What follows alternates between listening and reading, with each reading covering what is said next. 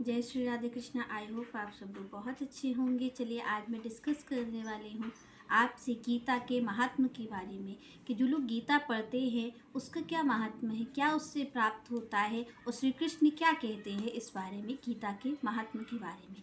तो एक बार क्या होता है कि एक बार हमारी जो पृथ्वी माता हैं वो नारायण के पास जाती हैं। वो जा कर के उनसे पूछती हैं कि जो व्यक्ति है पृथ्वी पर और वो सारे लोग संसार में पड़े हुए हैं, सांसारिक जीव हैं, वो अपने संसार के कार्यों में लगे रहते हैं, तो इन लोगों में भक्ति कैसे उत्पन्न हो सकती है। ये जो लोग हैं जो संसारिक कर्मों में लगे हुए हैं, इन्हें भक्ति कैसे प्रदान होगी, ये आपकी भक्ति कैसे करेंगे।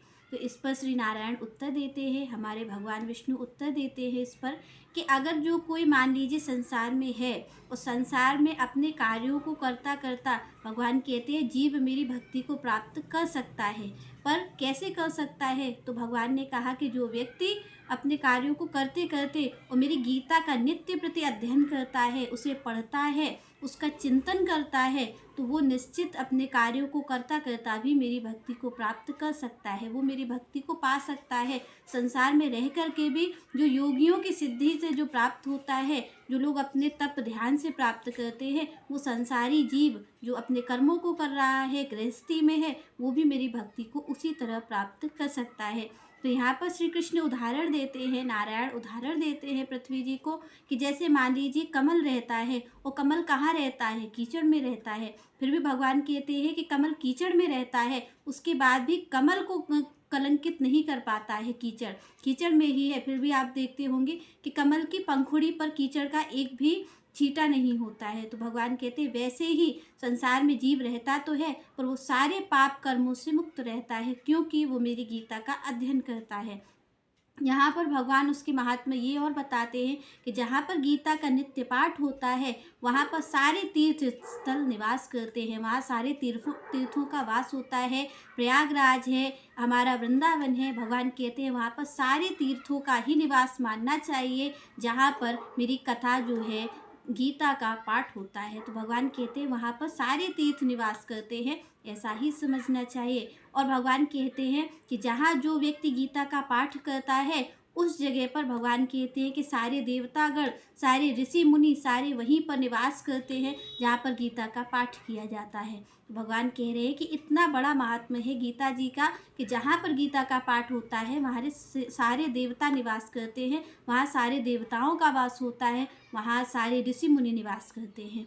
भगवान कहते हैं कि जहाँ पर गीता का चिंतन किया जाता है, गीता को सुनाया जाता है, लोगों से उसका चिंतन किया जाता है, उसे पढ़ा जाता है, वहाँ पर भगवान कहते हैं मैं स्वयं निवास करता हूँ। वहाँ पर उस गीता को जो व्यक्ति पढ़ता है उसके पास मैं स्वयं निवास करता हूँ, वहाँ पर मैं वहीं पर रहता हूँ, क्योंकि गीता जो है वो मेरा परम धाम है। भगवान यहाँ पर कह रहे हैं कि जो गीता जी है वो मेरा परम धाम है, मैं उसी में निवास करता हूँ, क्योंकि वो मेरे ही तो, उन्होंने ही तो कही है इस गीता को। तो भगवान कह रहे हैं कि मैं उसमें ही निवास करता हूँ, मैं उस व्यक्ति के ही पास निवास करता हूँ जहाँ पर गीता का अध्ययन किया जाता है, जो व्यक्ति गीता को पढ़ता है। तो भगवान कितनी बड़ी बात कह रहे हैं। आप और हम सारे लोग इस चिंता में रहते हैं कि हम संसार का काम कर रहे हैं, हम संसार में रह रहे हैं, तो हम कैसे भगवान को प्राप्त करेंगे, हम उनकी भक्ति कैसे करेंगे।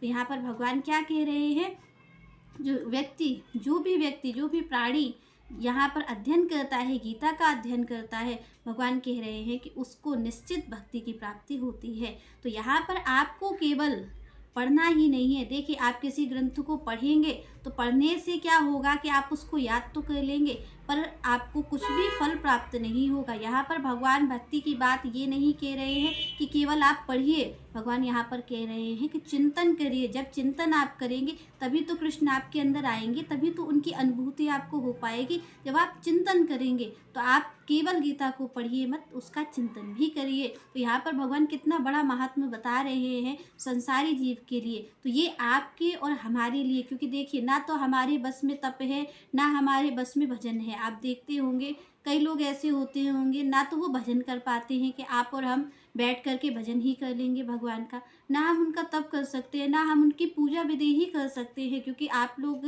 जानते हैं, हम भी जानते हैं, हम सारे लोग जानते हैं संसार के कि भगवान की जो पूजा विधि है वो बहुत पवित्रता से होती है, बहुत पवित्र चाहिए।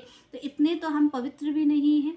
कि हम उनकी पूजा कर सकें। ऐसी कोई चीज़ भी नहीं है जो भगवान को दे सके जिससे वो हमसे खुश हो जाएँ और हमें भक्ति दे दें। ऐसा तो हम अपने प्रयास से तो नहीं कर सकते हैं। तो अगर गीता जी आपके पास है तो भगवान के शब्दों को ध्यान में रखते हुए आप इसका ज़रूर पालन करें। तो भगवान ने कहा कि यहाँ पर पृथ्वी जी, मैं आपसे कहता हूँ कि जो भी इस गीता का पाठ करेगा उसमें स्वयं मैं निवास करता हूँ और मैं उसके पास ही रहता हूँ। उसे कभी भी अपने आप को अकेला नहीं समझना चाहिए। अगर वो मेरी गीता की शरण में है, वो मेरी गीता का अध्ययन करता है, पाठ करता है, लोगों को सुनाता है, उस पर चिंतन करता है, तो मैं उसके पास ही रहता हूँ। तो यहाँ पर आपको इस चीज़ का ध्यान रखना है कि आपको गीता को केवल पढ़ना नहीं है, चिंतन करना है और इसके साथ साथ सबकी सेवा भी करनी है। आई होप आपको गीता का महात्म्य समझ में आ गया होगा और आप इसको ध्यान में रखते हुए गीता जी को ज़्यादा से ज़्यादा पढ़िए और उससे भी ज़्यादा आप उसका चिंतन करिए, उस पर मनन करिए, जिससे कि गीता की जो बात है वो आपको समझ सके, जो कृष्ण आपसे कहना चाहते हैं वो बात आपको समझ में आ सके। चलिए नेक्स्ट चर्चा हम नेक्स्ट वीडियो में करेंगे। तब तक के लिए जय श्री राधे, जय श्री कृष्ण।